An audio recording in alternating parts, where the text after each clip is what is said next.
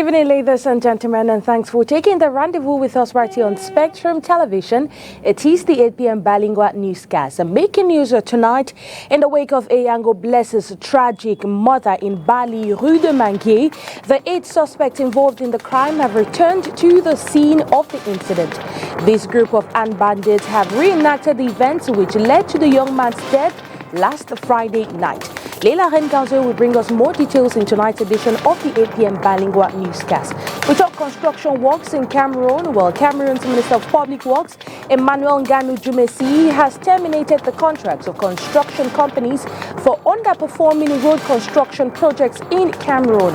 Well, this comes after a rigorous session of reviewing road construction sites in Cameroon's political capital, Yaoundé. And in sports, anticipation builds for the 64th edition of the Cup of Cameroon finals between Aigle Royal of the Menoir and Colombe Sportif of the Jaya and Lobo.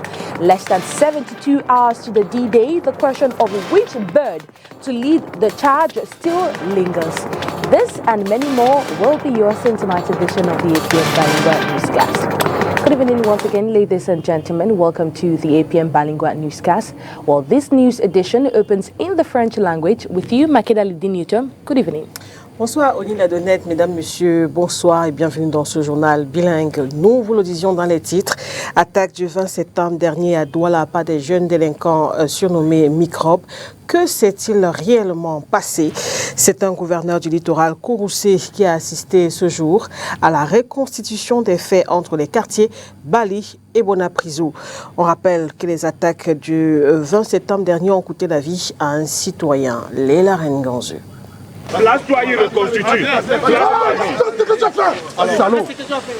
C'est sensiblement de cette façon que le sieur Eyango a perdu la vie au quartier Bali, rue des Manguiers, ce vendredi 20 septembre 2024, poignardé par cette horde de jeunes. Vous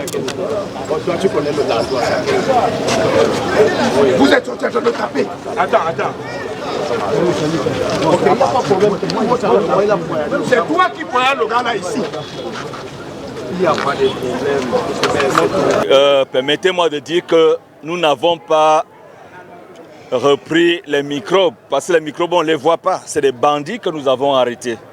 Et parmi eux, et comme ils sont tous passés aux aveux, celui qui a ôté la vie à M. Eyango Blaise est là, et vous l'avez vu avec un semblant de couteau en main, le couteau avec lequel il a assassiné Eyango est au niveau de la PJ. Armés de machettes, couteaux et gourdins, ils ont sémé la terreur dans chacune des rues où ils sont passés ce soir-là, de Bali à Bonaprizou. Et ce jeudi, en présence des autorités administratives et forces de l'ordre, ils ont reproduit le schéma du vendredi terreur, une reconstitution des faits. Avec l'orientation du procureur de la République, il était question pour nous de venir assister à cette reconstitution des faits. Parce que c'est une phase judiciaire. Mais compte tenu du fait que beaucoup ont voulu montrer que la ville de Douala est invivable, il était question donc que nous puissions accompagner la justice dans cette phase. C'est pour cela que l'état-major et moi, le sous-préfet de Douala 1er et 2e, sont venus pour que nous puissions vivre cette reconstruction des faits. Ils sont tous passés aux aveux.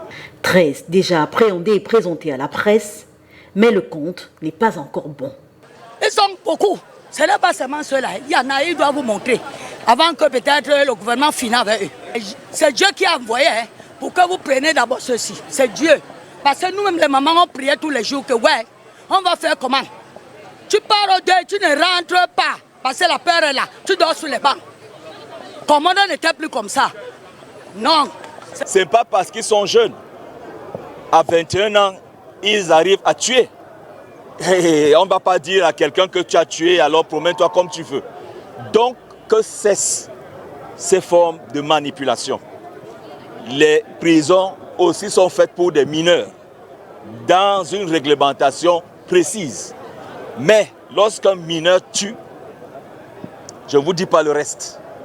Les parents qui protègent les bandits n'ont qu'à pleurer. Parce qu'il n'y aura pas de pitié. Et ceux qui sont dans ces quartiers savent que dans certains blocs, il y a des parents qui protègent leurs enfants. Et j'ai dit que lorsque j'apprendrai qu'un seul s'est manifesté, nous allons l'associer à l'activité de son enfant. Une fois encore, le gouverneur de la région du littoral, Samuel Dieudonné Ivara Dibois, appelle les populations à coopérer avec les forces de l'ordre afin de dénoncer toutes ces personnes qui font grimper le thermomètre insécurité dans la ville de Douala. Restons dans le même sillage, opération de maintien de l'ordre dans la ville de Douala. Le préfet du département du Vouri dans le littoral et son état-major sont descendus dans quelques quartiers des arrondissements de Douala 1er, 2e et 3e.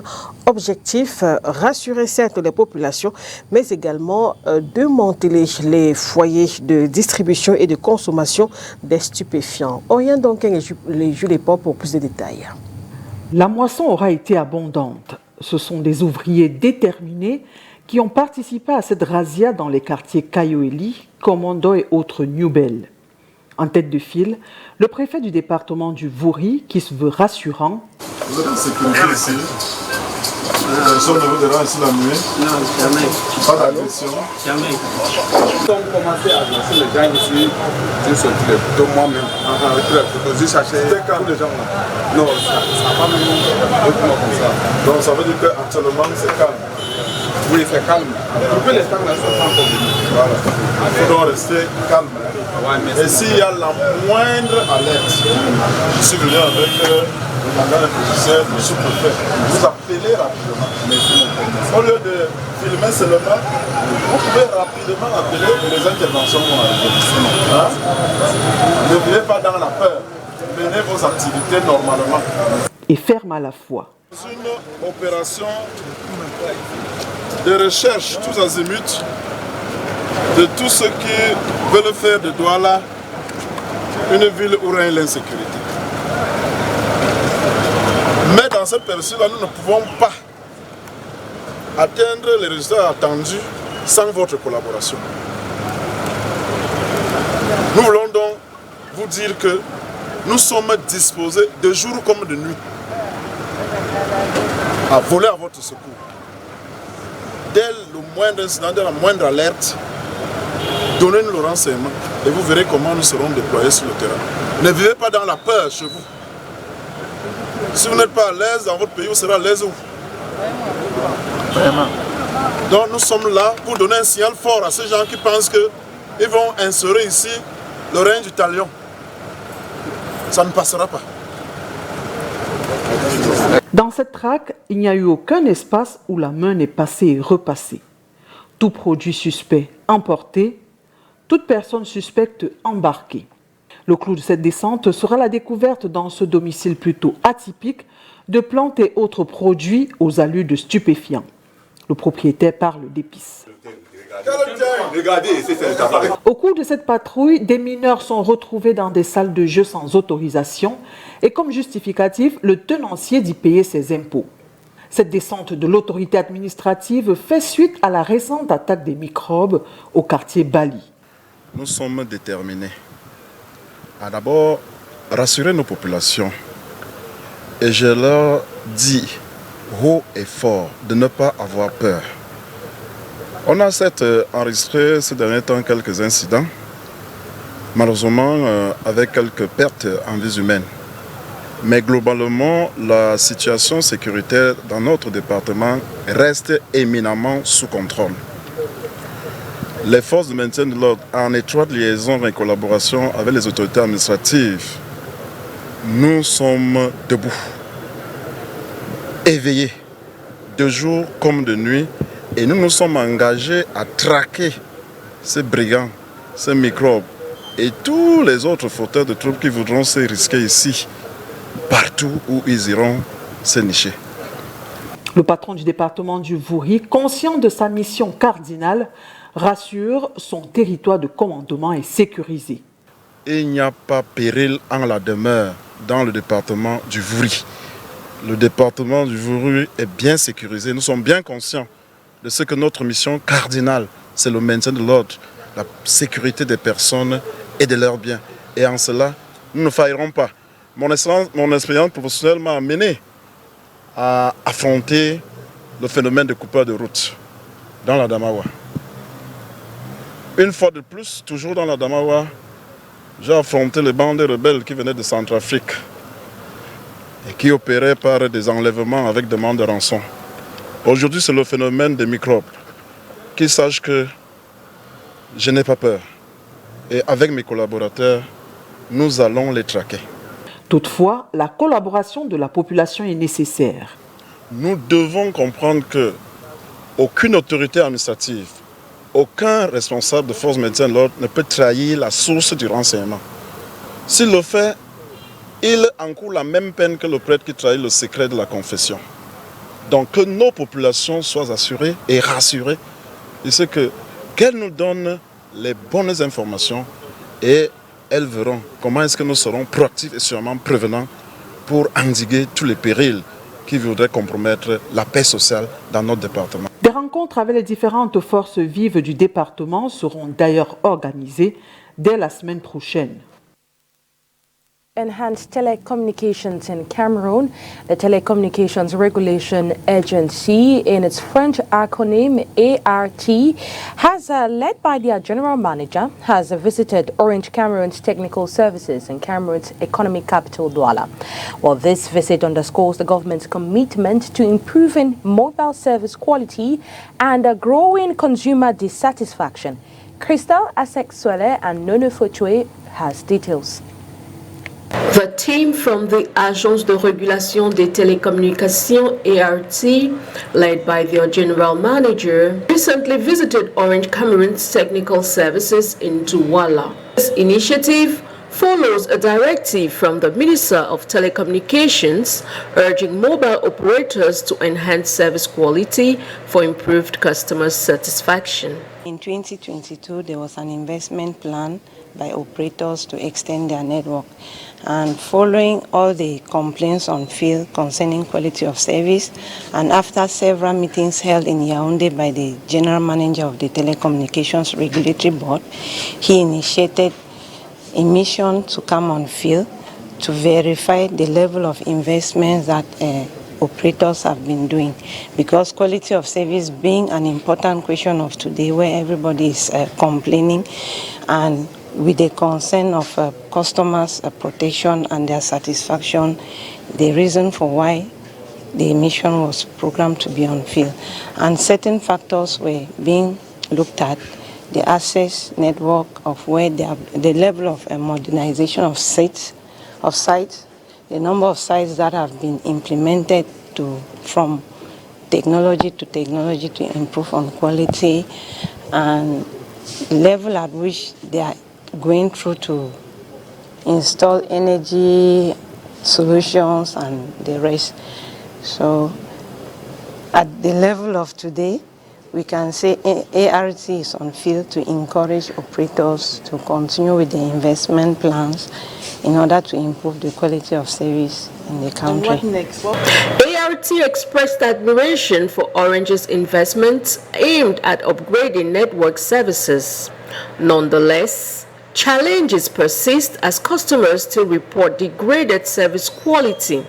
Nous avons constaté et touché du doigt dans les investissements qui ont été faits au niveau du réseau d'accès, au niveau des équipements, au niveau des hommes. Nous avons passé en revue un certain nombre de points parce que récemment encore, nous avons malheureusement constaté que la qualité de service s'est dégradée. C'est la raison pour laquelle we have witnessed firsthand the level of investments which Orange Cameroon has made in terms of its network, its equipment, although we still experience the degrading quality of their services. Despite all these efforts, we still realize that the customer satisfaction is still lacking.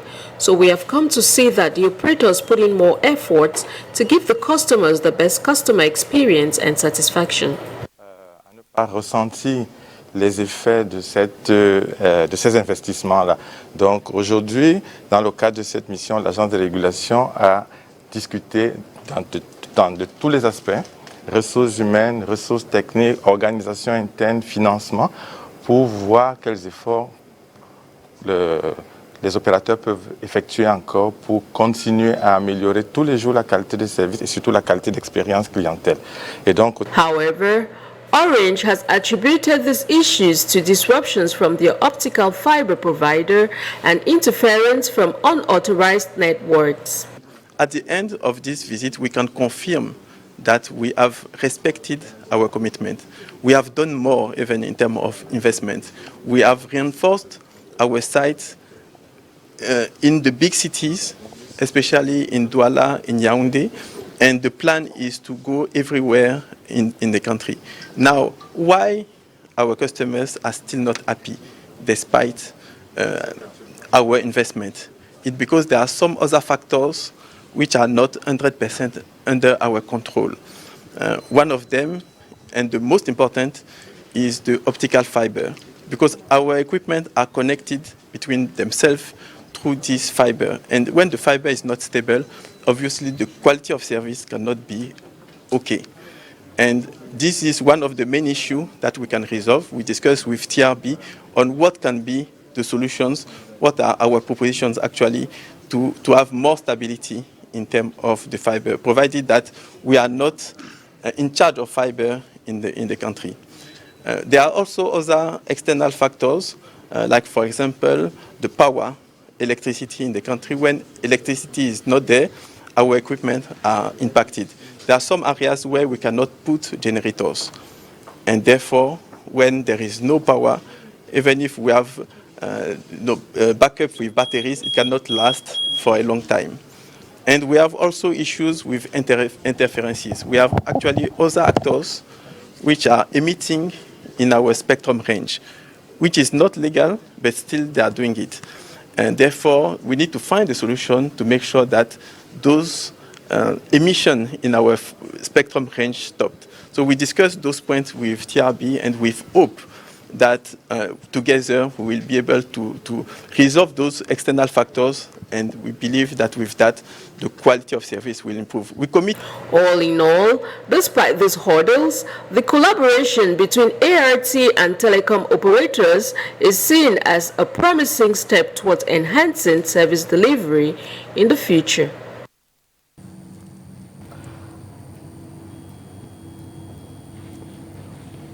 Parlons à présent de la lutte contre le chômage. Une nouvelle cuvée des jeunes prêts à l'emploi sera mise sur le marché. Assurance donnée par le ministre de l'Emploi et de la Formation professionnelle Issa Chiroma Bakari. Il présidait à Yaoundé les travaux de l'Assemblée générale constitutive et élective du groupement d'intérêt public privé de l'Ouest. Compte rendu, Olivier Bouziqueux et Dieudonné Niassa. Le monde de l'emploi au Cameroun a besoin d'un renforcement de la main-d'œuvre qualifiée. En réponse à ce besoin, le gouvernement multiplie les programmes et projets à l'effet de mettre à disposition plus de jeunes prêts à l'emploi. Hier, j'ai eu le privilège d'homologuer 23 référentiels avec le ministre de l'Agriculture, le ministre de l'Élevage, en présence du ministre de la Promotion de la Femme et de la Famille. Aujourd'hui, j'ai le privilège de présider aux travaux qui ont été conclus par la mise en place du groupement d'intérêt public du centre de formation professionnelle de Bandjoun. Cette assemblée générale constitutive et élective a porté à la tête du groupement le Dr Diomo Kamga, honoré comme président, et Talama Tchefotso comme vice-présidente. Le représentant du gouvernement leur a rappelé le rôle de leur institution. Un centre de formation professionnelle a pour objet de créer des richesses matérielles, des richesses tangibles. Et en l'espèce, nous avons formé des opérateurs qui ont la responsabilité de la transformation des produits animaux, la transformation des produits végétaux et également pour s'occuper de la maintenance de certains équipements de manière générale. Je me réjouis de ce qu'au terme de leur formation, ils ne seront pas des demandeurs d'emploi. Ils seront des créateurs d'emplois, ils seront des entrepreneurs. Pour le premier bureau, il est question de fédérer toutes les compétences vers un seul et même objectif. Travailler avec eux, ça veut dire que je vais écouter, je vais devoir être à l'écoute, aussi bien des suggestions de part et d'autre, que ce soit du secteur privé que ce soit du secteur public. Il est vrai que je dois m'adonner beaucoup pour apporter un peu de mon expérience personnelle. L'enjeu majeur est de contribuer à une réduction significative du taux de chômage au Cameroun. Intéressons-nous cette fois à la lutte contre les discours de haine. Le réseau des défenseurs des droits de l'homme en Afrique centrale, REDAC, est sur le terrain. Celui-ci a lancé une campagne de sensibilisation contre les discours de haine en ligne et en dehors dans les établissements scolaires. Plus de détails avec vous, Oyen Donké. Le CV de certains établissements scolaires les a précédés. En effet, le réseau des défenseurs des droits de l'homme en Afrique centrale a ciblé des lycées témoins, lesquels sont connus pour des actes de violence qui s'y sont déroulés. Il se passe pas un moment où vous entendez au lycée bilingue de Deido, un élève a poignardé, au lycée par exemple de Bepanda, au lycée de Neubel. C'est pour cela que nous nous sommes dit on va se concentrer à ces lycées-là parce qu'on s'est rendu compte que ce sont les lycées et ces élèves qui sont sur les réseaux sociaux et qui inconsciemment ou consciemment suivent, n'est-ce pas, les discours de haine que vous, ceux qui sont, n'est-ce pas, âgés, propagent. Au lycée bilingue de Dedo, c'est d'une seule voix qu'ils ont promis tourner le dos au discours de haine.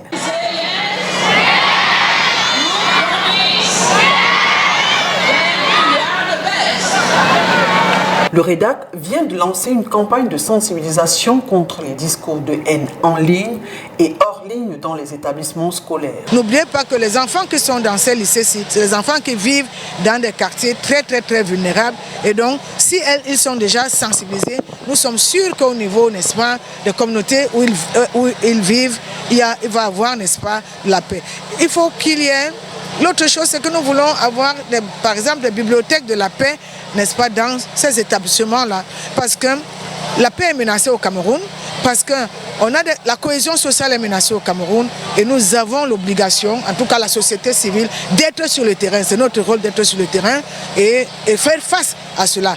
La montée des discours de haine s'est exacerbée avec les nombreuses crises et tensions qui secouent le pays. Et à ceci, il faut ajouter les TIC et mieux les réseaux sociaux. Pour le REDAC, il faut faire bouger les lignes à la base afin que la bonne graine se dissémine à travers le triangle national. Out of the country, in Omdurman, Sudan's second most populous city, the once thriving market has been all but destroyed by almost a year and a half of war. While VOA gained rare access to the city and met residents who recalled its former glory as fighting raged in the capital, Khartoum, on the opposite bank of the Nile. The Voice of America with more details. Omdurman Market, the shopping hub for the Khartoum metropolitan area, as seen in March 2023, full of people and full of life. Fast forward to September 2024, total devastation, caused by almost 18 months of war in Sudan. Faris Mustafa fled the city when the war started. He's returning to the market for the first time. In the past, it wasn't easy to be here because of the overcrowding. All the shops were open. All the shops were filled with goods. All our mothers and sisters were here. I mean, the Sudanese community gathered here. Honestly, the war has changed us Sudanese. It's a test from God. Since the war began in April 2023, the Sudanese government has barred entry to many international journalists. But in September, VOA gained rare access to Omdurman, which is now controlled by the Sudanese Armed Forces, or SAF. Gunfire and shelling can be heard directed towards positions in Khartoum, held by the opposing paramilitary Rapid Support Forces, or RSF, less than 4 kilometres away. The owner of this cosmetics store declined to give his name, out of fear for his safety. He says shopkeepers were getting ready for a major holiday when the war broke out. All of the shops were affected. The shooting and chaos started around 2 days before the festival of Eid. People were operating normally and had their Eid products ready to sell. A year and a half later, analysts say Sudan's war is at a stalemate. Peace talks have repeatedly stalled. Rights groups and the US government accuse both sides of war crimes. Just across the River Nile from here is RSF-controlled territory, which is inaccessible to most journalists. Those who have escaped say the destruction there is even worse. The UN says the territory is likely suffering from famine, the world's first in 7 years. But it's unable to confirm it due to lack of access. Mustafa says he just wants the war to end and life to return to normal for the people of Sudan. May God compensate them, and people should not despair. God willing, one day we will return, and we will rebuild our country and rebuild Sudan, God willing. Many civilians VOA spoke to shared this hope. Henry Wilkins, VOA News, Omdurman, Sudan.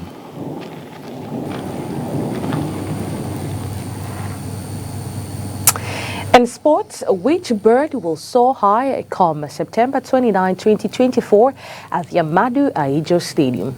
Will it be the Royal Eagles of the Menwa or the South Doves of Ja and Lobo?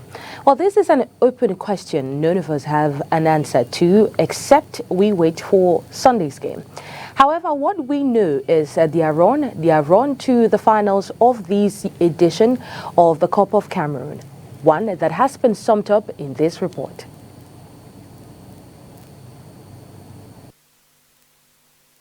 As the stage is set for the 2024 Cameroon Cup final, Aigle of the Menwa will face off against Colombe Sportif of the Jan Lobo for the third time this season. The two sides were familiar foes in Group A in the league games and have previously met twice, with Aigle claiming victory in one match and the other ending in a goalless draw. In their 9 head-to-head encounters across all competitions, Aigle has enjoyed a slight edge with 4 wins. However, both teams are eager to seize this opportunity to make history. El Pacha, having suffered relegation from Elite 1, is determined to turn their fortunes around and secure silverware after a disappointing league campaign. They will be looking to secure their maiden cup, that too against Colombe, who has shown resilience and skill throughout the season. The team from the West Region's journey to the final has been a roller coaster ride. They qualified for this stage of the competition after a thrilling 6-5 penalty shootout victory over Girondin, following a 1-1 draw in the round of 64. Their path continued with a hard-fought 2-1 win against Epivier, which set up a quarter-final clash against Balmayo, while they emerged victorious with another 2-1 scoreline. A last-minute strike over Mintak in the semi-finals will prepare them to their 4th finals. On the other hand, Colombe Sportif is making her first ever appearance in the Cameroon Cup final. They have been impressive throughout the tournament, showcasing their attacking prowess and defensive solidity. Their campaign began with a dominant 3-0 victory over Edin, followed by another 3-0 triumph against Avion. In a tightly contested match against Fovu, they secured a narrow 1-0 win before dismantling Eyes of Hope's Academy in the semi-finals with an emphatic 3-goal performance while maintaining their 5th clean sheet of the tournament. Colombe has been on fire offensively, netting 13 goals in their last 5 matches without conceding any. With 2 victories over Aigle in their 9 meetings across all competitions, they are optimistic about clinching their first ever Cameroon Cup title in their inaugural final appearance. As both teams prepare for this decisive encounter on Sunday, they carry with them not only the hopes of their respective fan bases, but also the weight of history. Aigle will aim to replicate their recent success against Colombe, while the South Doves will strive to cap off an outstanding season with a trophy that has eluded them for so long. The stakes could not be higher as both sides gear up for what promises to be an exhilarating clash in pursuit of glory. Et avant de refermer ce journal, cette information sous forme de brève, toujours en sport, c'est par les stades Omnisport, Amadou Ahidjo de Yaoundé et d'Olembe que les inspecteurs de la Confédération africaine de football CAF ont démarré ce jour leur mission d'évaluation des stades du Cameroun. Aux côtés de ces inspecteurs CAF, le représentant du ministre des Sports ainsi que les responsables de l'Office national des infrastructures et équipements sportifs ONIES. Yaoundé marque ainsi la première étape de cette visite qui va conduire les experts CAF dans les stades Omnisport de Japoma ici à Douala, le stade de Nguémé à Limbé et Kwekon à Bafoussam. À chaque descente, les experts CAF vont réaliser des photos et vidéos telles qu'annoncées par la Fédération camerounaise de football. Et c'est la fin de ce journal bilingue, mesdames et messieurs. Merci de l'avoir suivi. Excellente suite de programme sur Spectrum Télévision. Au revoir. Au revoir, Oni Ladonnette. Good night to you, Makedaliti, and good night to every viewer of Spectrum Television. Do you stay in company of our programs?